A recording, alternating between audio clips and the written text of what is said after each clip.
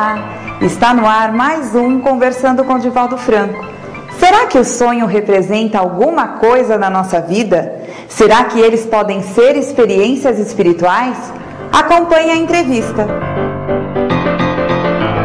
Freud afirma que os sonhos são veículos de expressão do nosso inconsciente. Já outros há que afirmam que os sonhos nada representam. Como o Espiritismo conceitua o sonho? Nós damos razão a ambas as correntes, porque os nossos arquivos no inconsciente mantêm as nossas experiências exitosas, as fracassadas e as não realizadas. Toda vez quando nós anelamos por determinada coisa e não logramos, geramos uma frustração e ela fica no arquivo do inconsciente. Essa frustração pode retornar oportunamente como um fenômeno anímico na mediunidade, em que nós estamos fazendo a catarse, ou como no fenômeno onírico, em que através do sonho nós estamos libertando aquela fixação. Mas a grande maioria dos sonhos nada mais são do que impressões que nós arquivamos no subconsciente e que eliminamos sem maior consequência. Alguns sonhos podem ser experiências espirituais? Eles têm também, à luz do espiritismo, umas outras psicogêneses. Podem ser arquivos do inconsciente profundo de outras reencarnações. Aquelas lembranças de outras reencarnações ressumam através do perispírito e voltam ao nosso cérebro como sendo imagens atuais e que foram de existências passadas. Também eles podem ser resultados de fenômenos mediúnicos, graças ao desdobramento, como o espírito pode desligar-se parcialmente do corpo, assevera Allan Kardec que, nesses momentos, os encontros espirituais, as viagens chamadas astrais, Allan Kardec não usa a expressão, essas viagens espirituais em que nós vemos paisagens, encontramos pessoas, quando retornamos é elaborado o sonho dentro do nosso consciente e nós trazemos a imagem viva.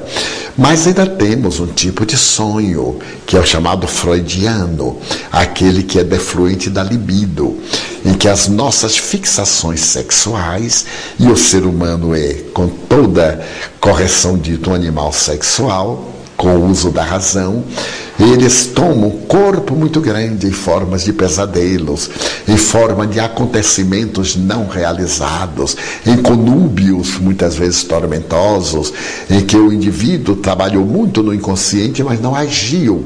Então eles agora retornam de maneira perturbadora. Você disse do sonho perturbador. Eu me recordei do livro Nos Bastidores da Obsessão, que o Manuel Filomeno de Miranda, quando passou aquela história, ele ainda estava encarnado e ele ia em desdobramento fazer os trabalhos. E ele vai a uma região muito de trevas, muito de baixa vibração, e ele, quando volta, pergunta assim, mas o que eu vou lembrar?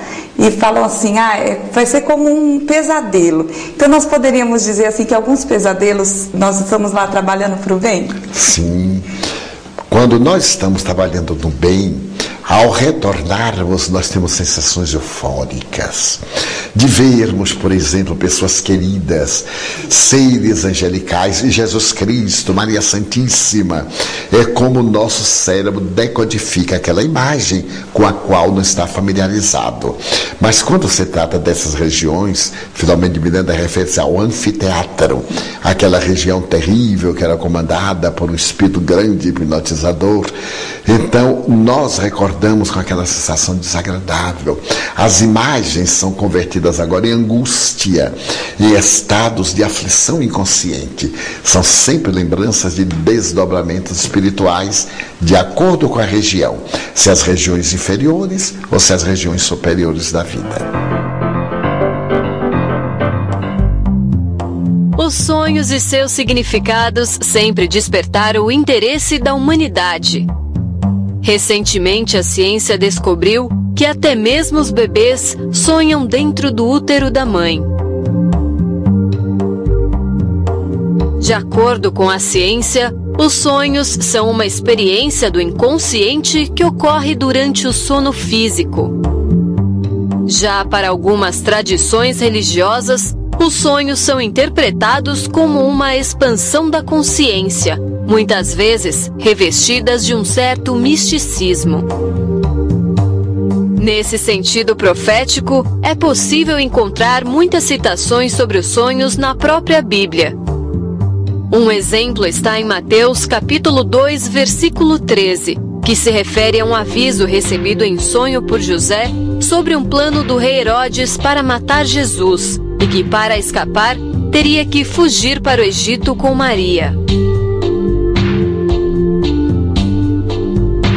Mas o tema ganhou um sentido mais científico com as pesquisas de Sigmund Freud, o pai da psicanálise, e de seu discípulo, o psiquiatra suíço Jung. Freud definiu o conteúdo dos sonhos como uma realização dos desejos dos indivíduos. Jung acreditava ser uma ferramenta da psique em busca do equilíbrio por intermédio da compensação. A questão 401 de O Livro dos Espíritos explica que durante o sono, os laços que prendem o espírito ao corpo se afrouxam, o que permite que seu espírito possa se locomover pelo espaço, mantendo um contato mais direto com sua verdadeira pátria, a pátria espiritual. Quanto ao conteúdo desses sonhos, ele dependerá da sintonia mental do indivíduo e do estágio evolutivo em que se encontra, ou melhor, se serão bons sonhos ou pesadelos. Embora os significados dos sonhos se diferenciem de acordo com a crença pessoal de cada um, quando se trata dessa fábrica de imagens e símbolos, explicações é o que não faltam. Para o Espiritismo, os sonhos podem ser resultados de experiências extracorpóreas. E você que tem medo da morte, pode encontrar neles uma prova de que depois da vida, só existe vida. Pois todas as noites, você de uma certa forma morre renascendo no dia seguinte.